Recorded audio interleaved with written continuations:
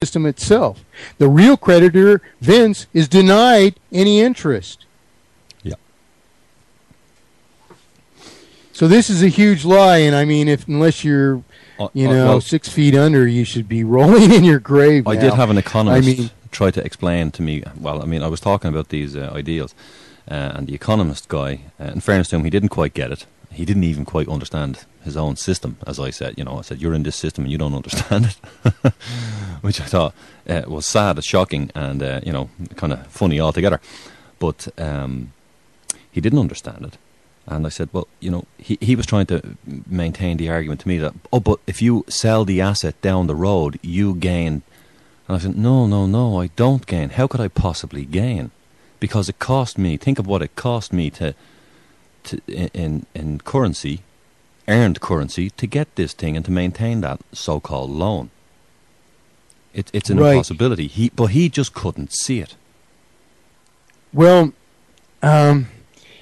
economists are intentionally blind. If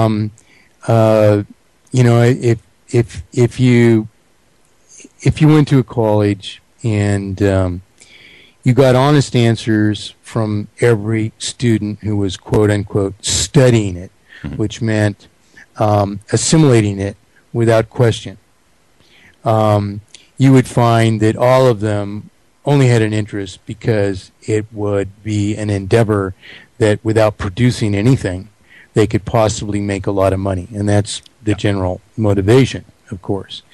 As far as not understanding it, I don't disagree with you, of course, but I would point out that, frankly, my lifelong experience is that, they are guilty, and they know it. And they try and hide, they try and be evasive, they try and beat around the bush. But even, many years ago, I was introduced to high officers and, the World Bank and whatnot. And in one instance, I had actually been asked not to say anything about mathematically perfected economy.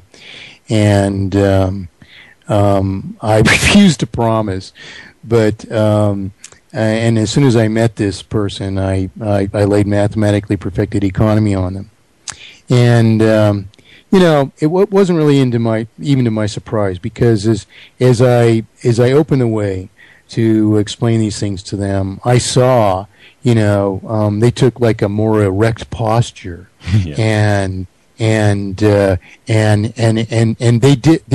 they were a better person. They didn't try to hide their guilt or at all, and they rose as I began to speak, and they began to appreciate me as a person who saw right through the long-term veil of all this and understood it perfectly, even better than they did. And so I went through this quick spiel to this person. I was actually going to contract to do some work for them, and I was pushing my own red light button, which would have aced me out of the job by raising this. And to my surprise, almost, but because they were a better person, this woman, she became thrilled by my explanation. And 5 minutes into this thing, I've basically gone through this thing without any resistance at all, and laid it before her. And instead of objecting, she says, everyone needs to understand what you have just explained. This is why I got out of it. Once you understand how the whole thing works, you realize how evil and destructive it is. But I never heard such an explanation as yours. That's fantastic. You should tell the whole world about this. And of course I've been doing that for 40 years, but the world's got to listen, and the world's got to get the message. And if I took the pattern of my many plagiarists and said instead that this is a Ponzi scheme, unless you're you're all fools out there, you'd have question marks all over your head. What in the hell does he mean by that? And I mean, I've asked the followers of my plagiarists, well, okay, so if a Ponzi scheme explains it, then how, from the definition of a Ponzi scheme, can you define to me what the solution would be? And of course, no one can answer that question. So this is why we have to understand it in the terms of what it is. Because as in the quote of Jefferson that I gave you, the disputed quote, if the American people ever allow the banks to issue their currency, first by inflation and then by deflation, the banks and corporations which will grow up around them will deprive the people of all property until their children wake homeless on the continent their fathers had conquered. What does that possibly mean to you? Well, now it means the world. But before that's ringing true here as well, I can tell you. Before this discussion, or before you knew anything about mathematically perfected economy, I mean, what does the money changers mean? You can't possibly understand that expression without this understanding of this obfuscation of currency. What does money changer mean? Ask anyone who hasn't heard this explanation. What does money changer mean? They cannot give you anything even close to a respectable answer. And the reason is, you have to understand that first, they're laundering the principal into their possession. They're mere publishers of our promissory obligations to each other. And they launder the principal into their possession, which, as the real creditor, Vincent, who built this house, is paid in full from the outset. He's paid.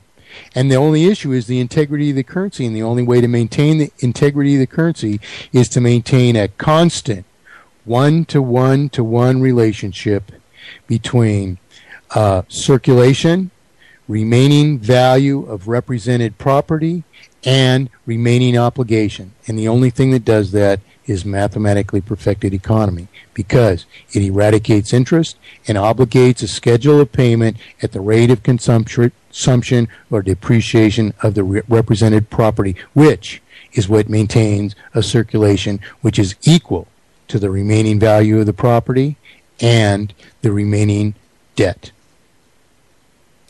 Absolutely.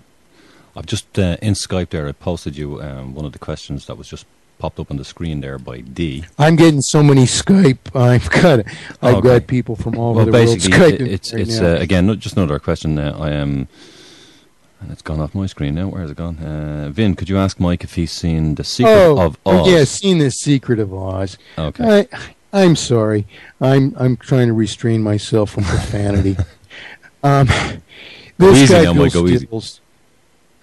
This guy, Bill Stills, is nothing but a blatant plagiarist.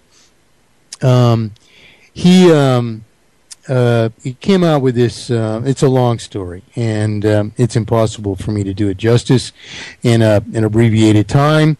However, the original so-called Money Masters video had a number of participants. A few minutes into it, Bill Stills says, "I always say follow the money." Well, that actually is Bill Stills avoiding having to mention me, saying something which is in effect very trivial as he presents it. The actual full saying, as it's been on my pages since actually before there was an official web, is if you want to find all the corruption in the world, follow the money. If you want to find the captains of world corruption, follow the money all the way, unquote. And the story of the there was an incredible amount of appreciation for a number of years of that quote and plagiarism of it. as a result. And it began with actually a radio station operator named Chris Athanas, who in the very beginning of the web stole some of my web pages, reproduced them on his radio station's web pages, in one case 18,000 times, copied into the same page, complete with my copyright notices. Well, this is how that saying got around. There's been issues with, there's a general named Bo Gritz who begged me to tell how to rescue the economy for years. And I have the email that I eventually gave him more details than I had actually intended to because he twisted my arm for so long. And then this, excuse me, I was going to say son of a bitch, I might as well. He publishes an account, a full 6 or 7 years before I sent this email to him, where he claims to solved our economic problems in a speech in Los Angeles that never occurred, you know. And I mean, Bill Stills is just one of these other people. And how preposterous is this Money Masters idea? Well, G. Edward Griffin is one of the characters in that Money Masters flick, and I can't watch it by 5 minutes. It so nauseates me with its plagiarism of my own work. I would like to strangle Bill Stills. And he's as phony gets. I mean, last I saw him, he was promoting this The Secret of Oz thing from a Ron Paul forum where he was posed in front of a picture of the White House as if he was actually there. It's an elevated aerial view, you know, which can't even exist from an office, and he's pretending to be in an office, and he's describing what's on his left and describing what's on his right as if he's actually there. I mean, this guy's as phony gets, okay?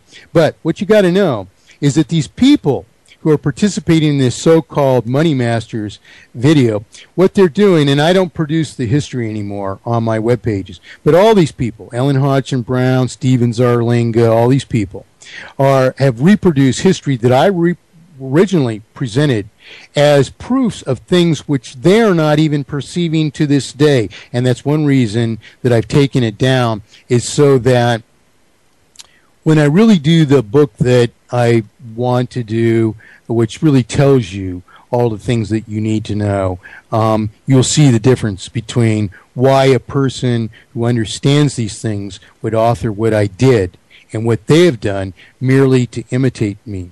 But the worst thing of all is that if you watch or listen or study these people's work, you find that G. Edward Griffin is an Austrian economist, and he basically advocates interest, not only interest, but elevated rates of interest, which is what Ron Paul advocates, and they're actually close friends. And why has all these things happened?